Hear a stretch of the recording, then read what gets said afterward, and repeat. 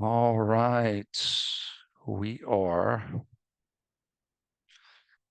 we are recording. So remember, you guys, this is a new concept. This is simultaneously doing in-class review with Lindsay, Grace, and Emma, and at the same time having virtual review with any of you guys that are at home or work or whatever. So if anybody has any questions for me about any of the content we've done so far, let me know.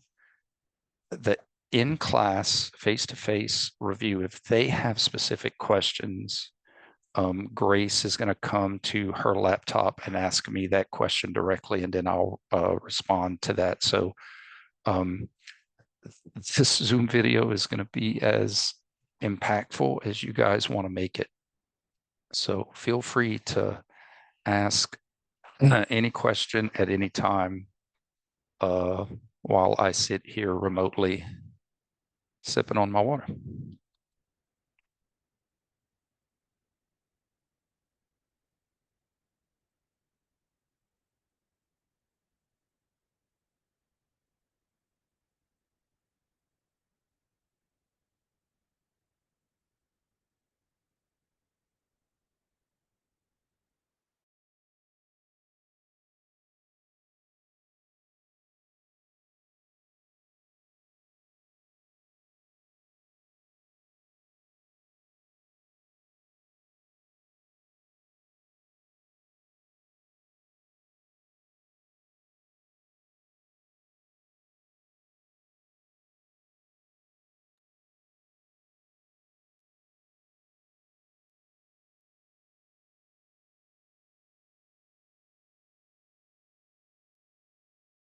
So again, if anybody is virtually in class right now and y'all have any questions for me, feel free to ask. And the face-to-face students are doing a review right now. And if they have questions, Grace will come and ask me here, and then I'll answer it for everybody.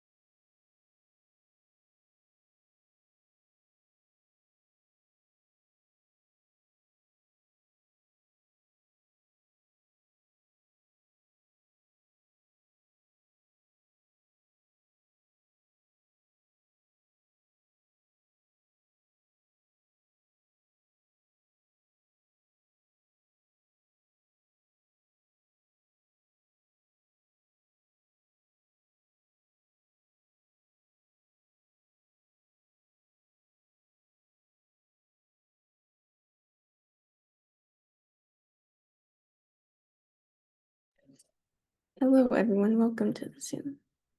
Okay. Let me. Should I try sharing my screen? Maybe. I'm gonna see if I can share my screen. Share. Facing the TV. When. Okay. Yeah, we can do that. We don't have this rolly cart. No, we don't. So sad. Okay. Can y'all see that okay? Yeah, okay. Okay. I don't know, we might have to come over here to talk. Okay. I'll scroll. Okay. So we'll do this one next. What is happening bilaterally from start to finish?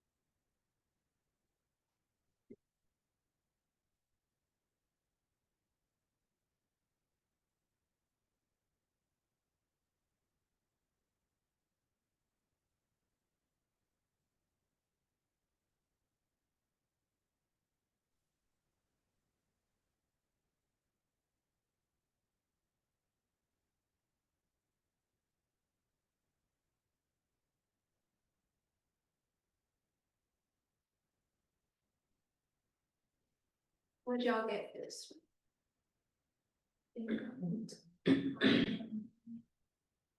Yes, it would be bilateral internal rotation.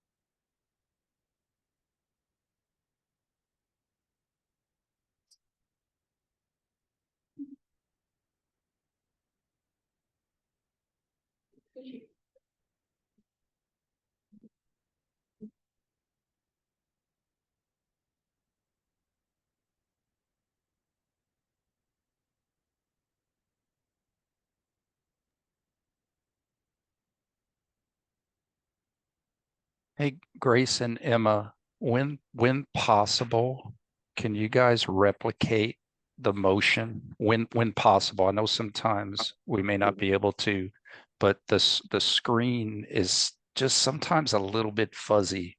So when possible, can we replicate the motion Oh, when yes. possible? When possible.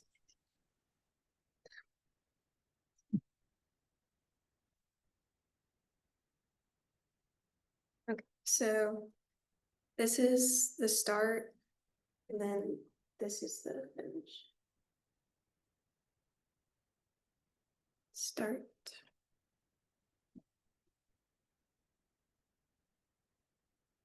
What do y'all think it is? Yes. It'll be external rotation of the left knee. This one's very similar to the first problem we had, where it's like starting, knee in line with the toes and then external rotation.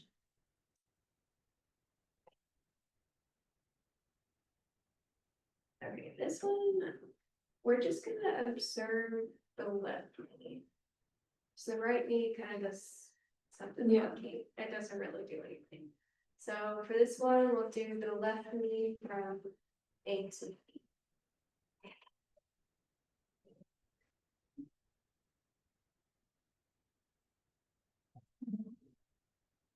And this is Lindsay. She was the intern for 310 last semester, and she's just here to give y'all some extra guidance as we walk through.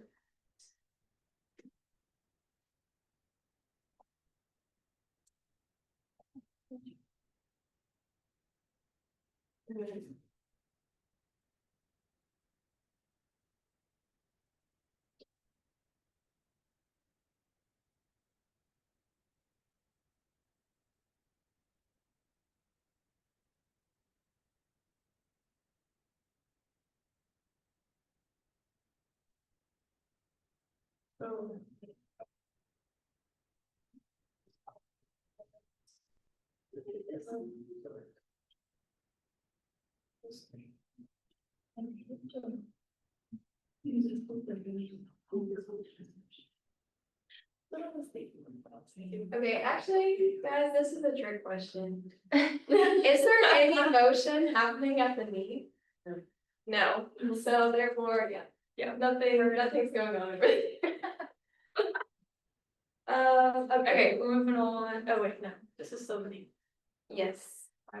Yes. A couple more, yeah.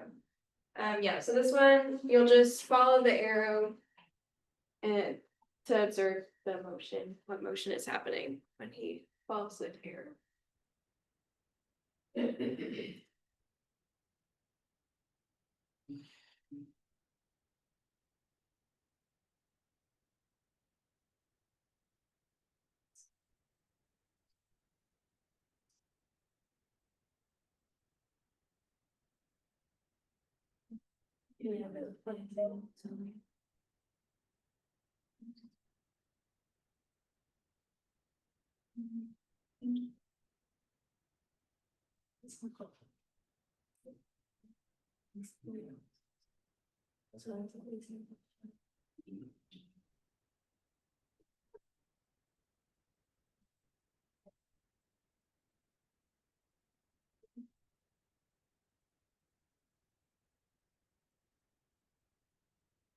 All right, what's happening if they follow the arrow?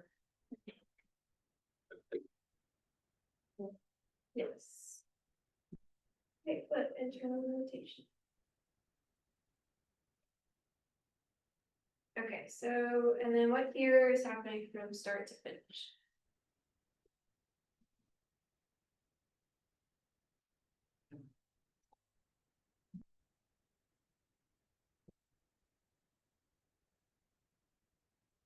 Can y'all see it, Dr. Campbell? I feel like it's super light. I can see that one. Okay. There are some, and it's not y'all fault. Y'all know this system is really bad. So when Yeah. possible, if we can like replicate the Okay. motion, when possible, like if we could, so like they see it on the screen and then say, okay, guys, if you can't really see it, this is what's happening. I think that'll fix everything. Okay. But you can see this one. Well, If it's you not. ask him to make me the host of the meeting, I can share. Yeah, I'm just saying, like, if you guys can like like act out. So like Okay. like you would go on your left knee and say, okay, guys, I'm asking this, like Okay. to actually show them it may reinforce the grainy pictures Okay. on And the Grace was saying that she can share her screen if you can make her the host. I don't know. I don't know how to do that well, no, though. I think this is going fine because Okay. it's going to record from your end. But another thing I just realized too, you sent them all of this, right? Yes. Yeah, so honestly, there's no reason because they should be able to pull up those specific photos and have a better view of it. You're just telling them, hey, we're on this one, we're on that one. So Right. I don't even Okay. think that's a problem because they have access to the high res pictures on their Right. device. So Okay. I think we're fine. Perfect. All right. All right. What do you all observe? What's happening here? Do y'all want to do more lead practice right now, like keep going through them, or do y'all want to move on to section? Move on. Y'all are feeling good with the internal and external of the knee? Okay. Yeah, and we'll make sure we get these answers to y'all after the class. Yeah, so now we'll do ankle subtalar. And then for this image, just doing motion from left to right.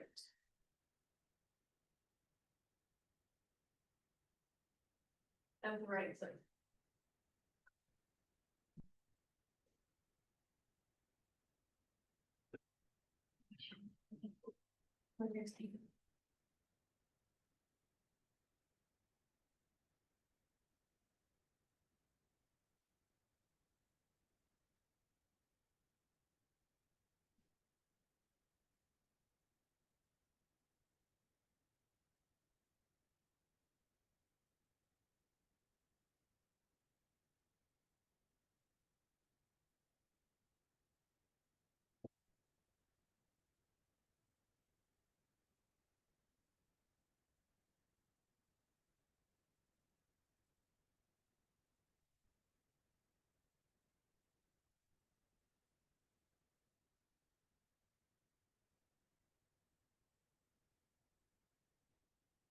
What'd y'all get?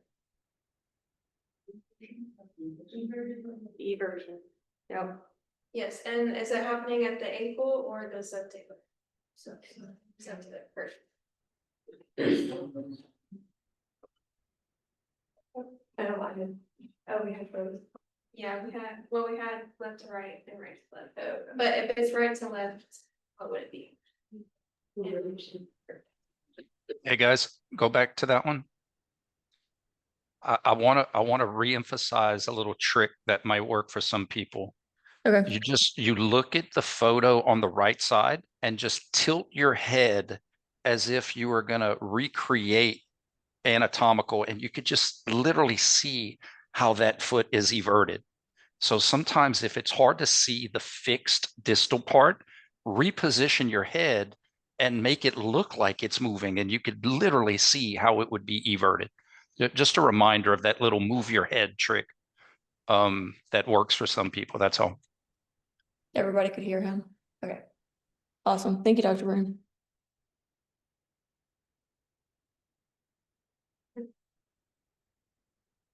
This one will observe both subtalar joints from start to finish.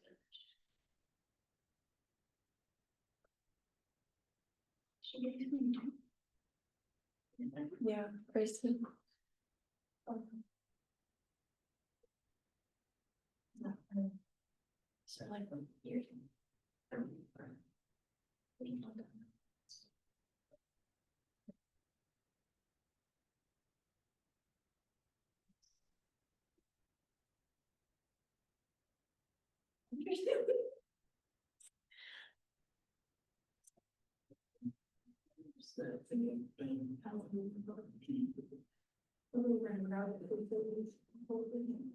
this question is not.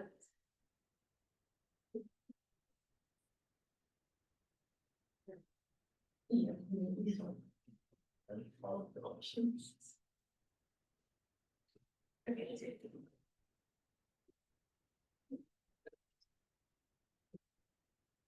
Okay, we'll start with the first question. Are the movements at both feet the same? No. Okay. So what's happening at the right foot?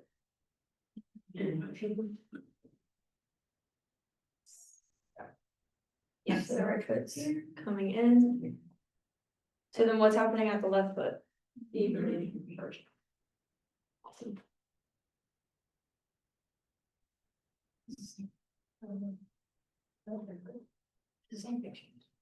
This one I think goes over well. This one was just asking for questions. So there's the one, yeah.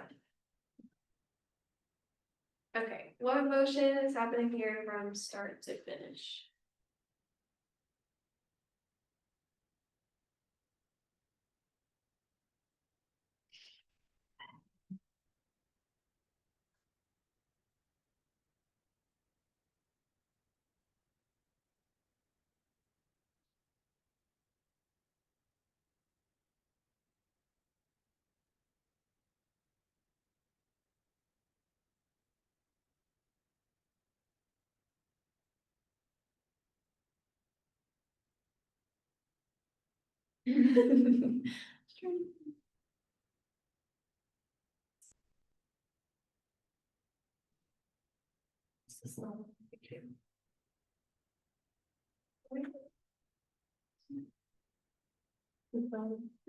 Okay, what's being observed?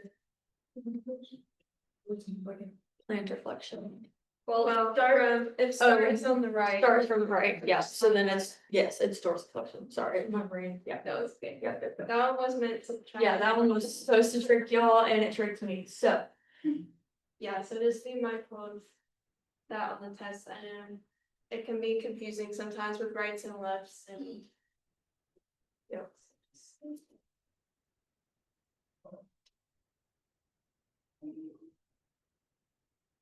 This one will observe motion from left to right at the subtalar joint.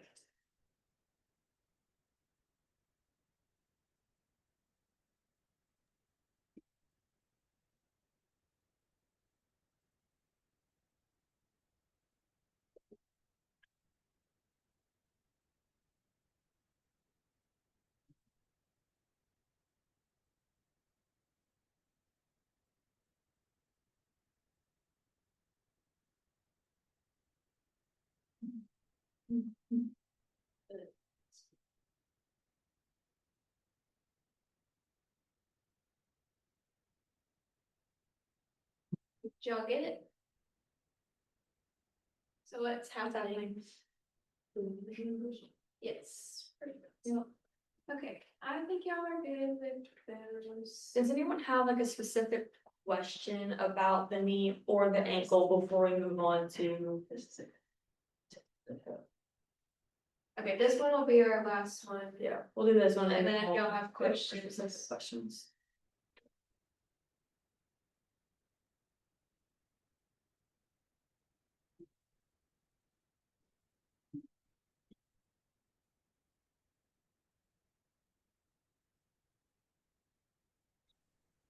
I was just writing that down in case anybody watches the video later. Okay, that's So fine. if I just someone wanted to make watches it, sure it wasn't a question oh, from you're somebody. good. I appreciate that. But yeah, if somebody watches this like tonight and they're like, oh, I can't see the video, is what we discussed earlier. I was just putting it out there in word wise. Y'all are doing great. This is a really Okay. good review. Awesome. Perfect.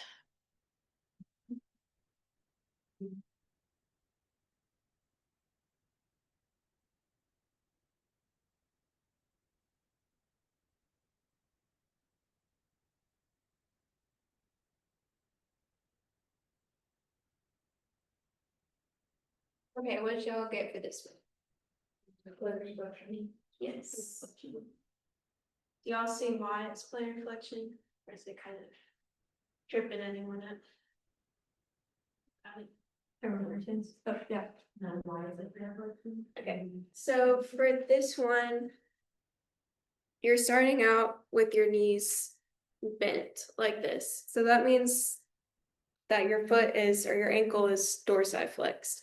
So if you're going from here to here, you're getting farther away from dorsiflexion. So then it would be, your foot has to plantar flex to get away from that. Does that make sense? So, does anyone have any specific questions about the ankle subtalar? So there wouldn't be like extension ankles out. So for extension, we call that plantar flexion. I know it's confusing because it's like flexion, but whenever Dr. Kimball is describing it in class, there's like two ways of flexion for the ankle. So like if you're standing up and you're getting into fetal position, that's dorsiflexion. But if you were laying down on a bed and you were to get into fetal position, then you would plantar flex your ankles. So that's like the confusing part about the ankle. Very well stated. Sorry, say it again. I said that was very well stated. Thank you. Okay. Any other questions? Good. Okay. Grace, let me add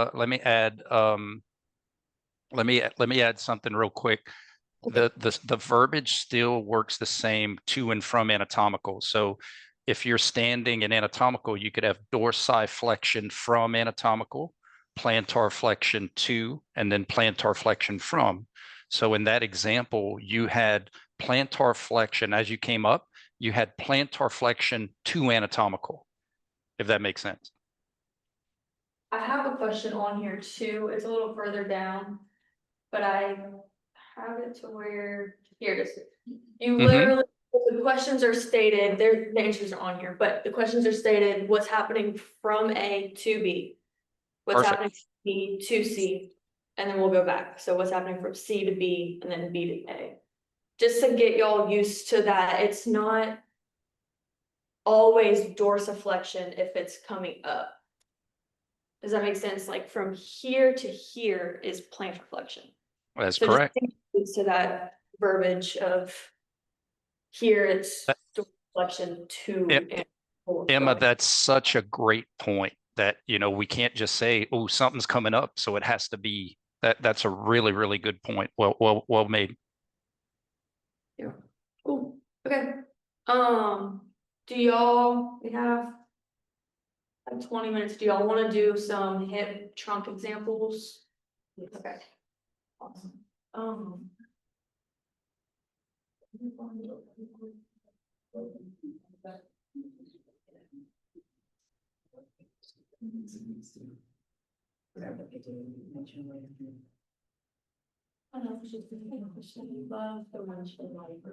Yeah, we did.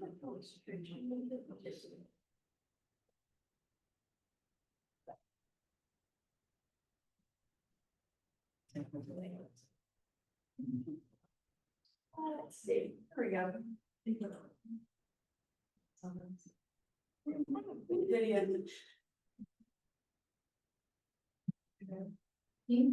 Really copies.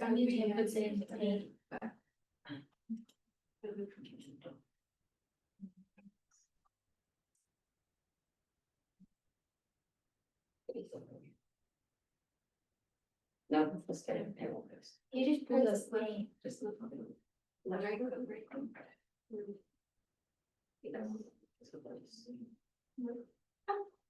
No, just go to paint, the thing that you do. You can type the paint. Or just type it in. And then it's in there. Then you paste it. Cool. I didn't realize that that's what. Okay, here we go. This is gonna be our first example. Let's do just position right now. So like, what position is the trunk at? No, this one's not. We're just going over some outside examples.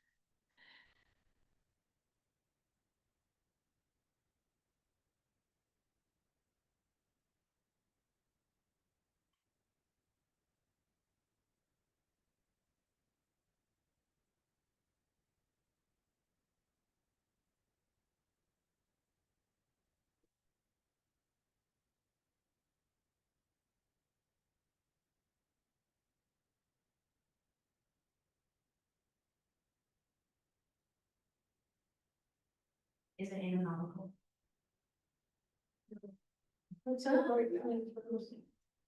Yes, so it's gonna be in the transverse plane because where is his sternum looking at his pelvis?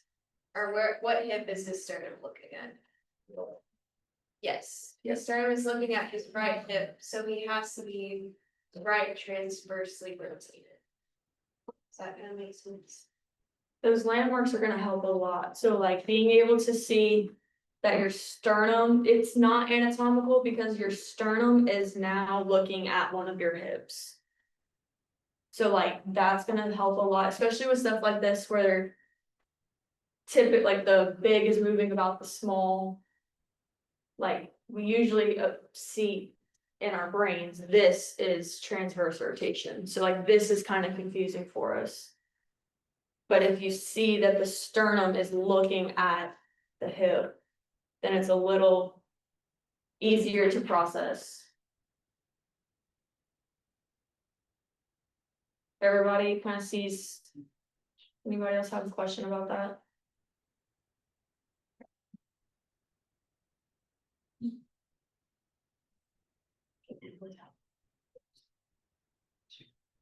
Okay, what motion does he have to do to bring his legs back up to the middle?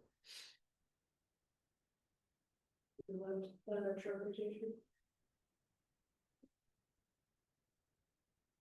when the feet are in the middle, now his trunk is now top. Right? Yeah, so it would be left transverse rotation to get him back to anatomical. Everybody sees that? Make sure we differentiate pelvis or trunk, right? Like make sure we're saying, hey, we're talking about the trunk or we're talking about the pelvis. I know y'all did, but just, keep reemphasizing, left transverse trunk, right transverse pelvis, or left transverse pelvis, right transverse trunk. That once they get into that habit, it'll get easier, but make sure we always try to remind them which perspective. Okay, so the trunk is gonna be different from the pelvis. So right now, we're just talking about the trunk. Ignore the pelvis. Just for right now.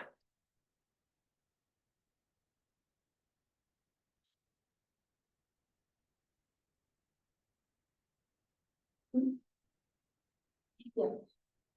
Yeah, so everybody sees the left transverse rotation to get back to, okay. Okay, now we can have a pelvic girdle conversation about this image. So again, we're gonna start with just how he's positioned right now. How is his pelvis positioned?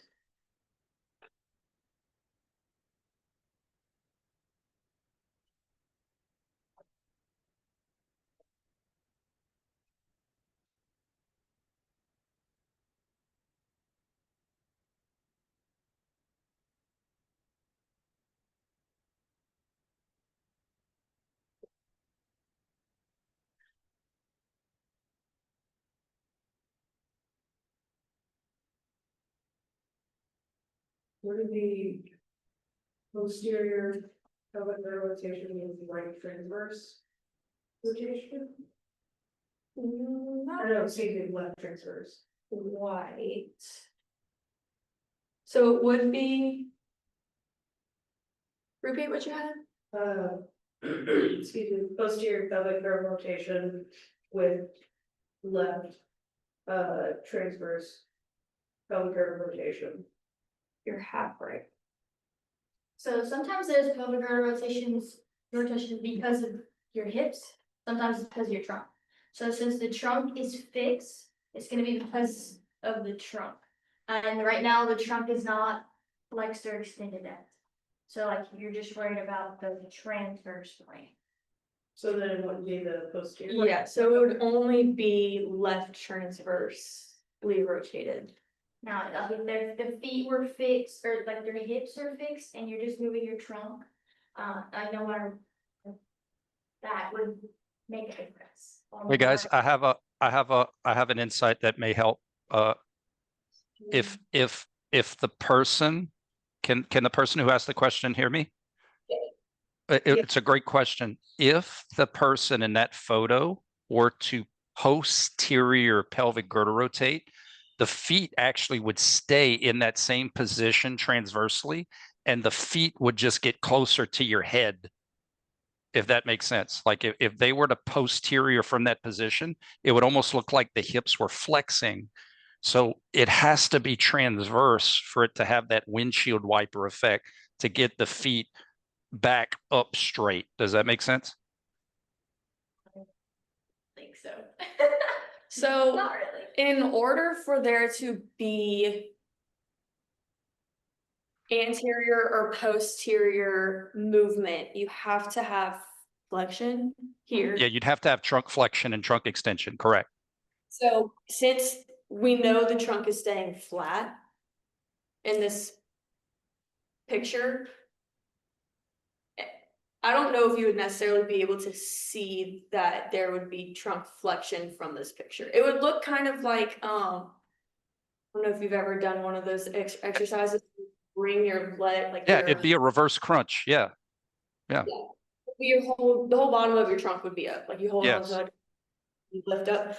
That would be an example where we would have both. But for this example, the trunk is flat. Okay, I see what you're saying. So And on this exam, that won't be as multiple choice question or as one of the choices. So Right. if you do think something of that sort, or like, you have two, just look for the one that you do have, you know what I mean? Yeah. Yeah, and it's gonna be relatively obvious Right. from either the answer choices or just the picture. It's gonna be relatively obvious on the exam. I just find it helps me to What- figure out which one's fixed, like which one's not moving. So that right now the trunk is not moving, and that's what's causing the pelvic girdle rotation. So like, what is the trunk doing that's causing the rotation, and the trunk's not flexed in this picture, so it's not gonna be any posterior, anterior stuff. Okay. Yeah. Yeah, and like we had said before, whenever we were asking what position is the trunk in, we identified that it's right transversely rotated, so we know the pelvis has to be doing the opposite of that. Yeah, that's a good point too.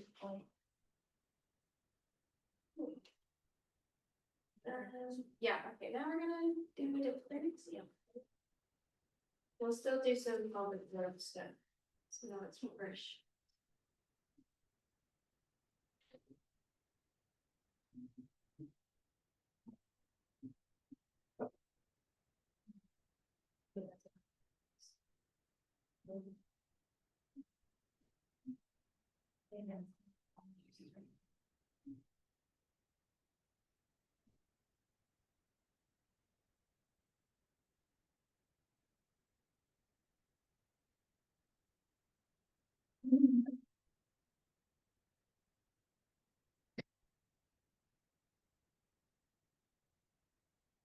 Alright, so this is a trunk machine, but we're gonna observe the motion at the pelvis.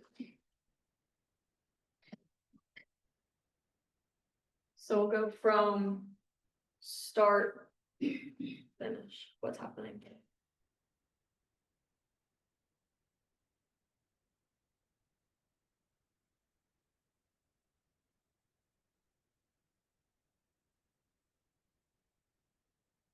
I feel like I like these questions a lot, these specifically, because your seat spins. I was and you about to can say do that it. too, yeah.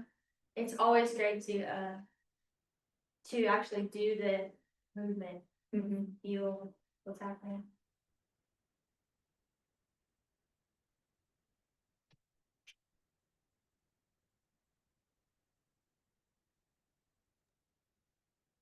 Hey guys, I didn't quite hear what you said, but they do have a machine similar to this in the weight room, right? In the UL weight room. So what a great way to practice where you can fix your upper and practice rotating your pelvis and your trunk. Yeah, Lindsay was saying that the chairs swivel, so whenever you're taking the exam, it kind of helps, you can mimic the actual movement with the swivel.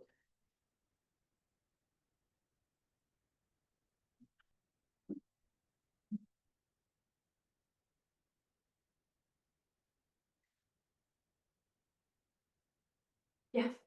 Right, transverse. So then what's happening at the trunk if we have right transverse pelvic girdle rotation? Left transverse. Rotation. Yeah. And then I get confused too, like if I'm like, oh my gosh, I really can't tell. I would put my hips or my pelvis in that position, and he's looking this way. So if I'm like, oh, is it left transverse, right transverse trunk? I go back to anatomical. I'm like, oh, I had to left transversely rotate my trunk to get to that position. So I know that. So it's either you can go from the position he's in, can figure it out, or just start anatomical and see how he got there to know what motion he's in. That still helps me a lot.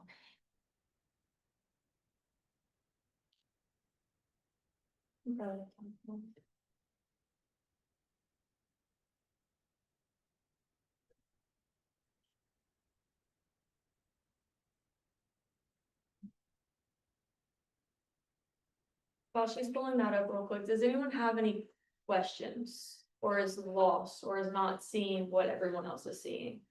Yeah. So on the test is gonna be like this type of pelvic girdle rotation happens because of this type of transition will be one to two. So it'll be a picture like that.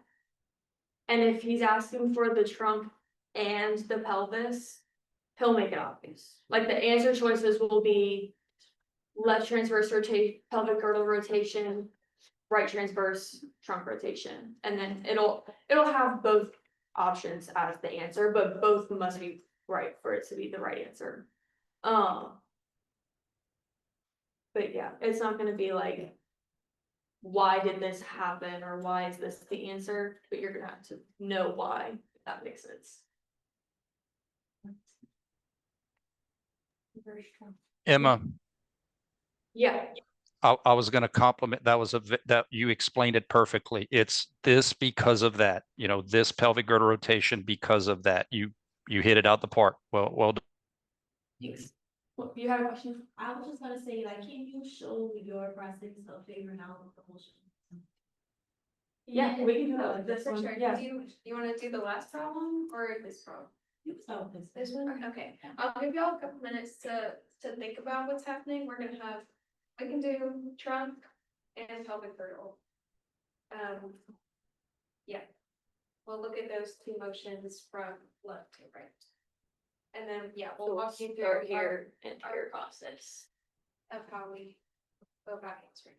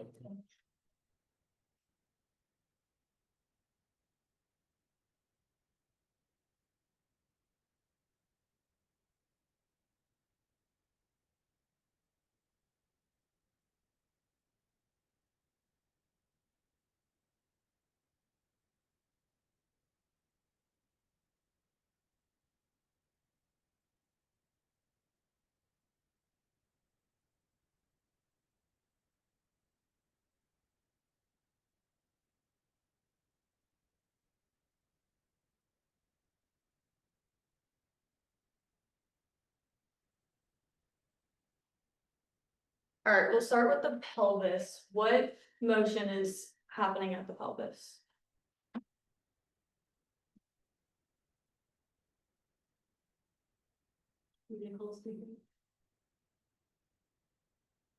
Yeah. Okay, so then what's happening at the trunk? Yeah, flexion, yeah. So. I can, yeah, we can all kind of share, ours is different than Lindsay's. Yeah, so this is very close to fetal. We know that this is very flexion. So trunk, that's how I get my flexion. I know that this is flexion because it looks like it's going into fetal. And then for the pelvis, I've always thought of it as the little, have you looked at the water, the pour? Very big fan of the pour. Now he's laying down. So you can't really see the pour instead of the bucket is like this. The bucket starts out like this. So like it's pouring back. I see it that way, but since he's laying down, it makes it a little harder for you to see it that way. So there's other methods and they probably have other ways too. But that's what I like to use is the water pour and see which is it pouring out or the front. Lindsay, I have first of all, great job explaining. Maybe if they could look at it instead of water, you had like Legos or toys, and you would pour more out if you did this, right? So like having the bucket here, only so much is going to come out, but if you did that, more is going to pour out. So it has to be posterior. So well done explaining that. And I also wanted to point out that some students may say, well, wait, aren't the hips flexing? Sure, we're not saying the hips didn't move. It's just if you get your butt off the ground, that can't be because of your hips. That has to be something else. And that's when that trunk flexion, posterior pelvic girdle rotation is going to happen. So very, very well done, guys. Because again, the trunk is fixed. So the pelvic girdle rotation is going to be because of the trunk. This is, most of the time, unless it's like both. But yes, so like if it's a bag of chips, if they're laying flat on the table and you want more chips, you just tilt the back. That was really good. I like it. Yeah, for the most part, I kind of think of it the same way, like the whole like flexion thing. But like if you can't see it while it's laying down, let's say you don't want to get on the floor, start doing the movement. You know what I mean? Like you're here and like you have to be able to do the trunk flexion. But then what's happening at my hips? Well, to bring my hips up, there had to be posterior pelvic girdle. And associate. So the more you practice, you'll know that trunk flexion and extension will cause anterior or posterior pelvic girdle rotation. And transverse trunk things are going to cause transverse pelvic things. Just associate those two and know that way you're like, okay, this trunk is flexing, but like, is it lateral? No, it's gonna be the anterior posterior because they associate with each other. They are in relationship. Hey guys, I want to point out one more thing is landmarks, right? We always talk about landmarks. So with trunk flexion, when you go into fetal, your sternum's going to get closer to your pubis. In the photo on the right, all we're doing is taking the pubis and bringing it closer to the sternum. It's taking a slinky and doing this and doing that. So whatever works for you guys, but that pubis is getting closer to that sternum because of the trunk flexion.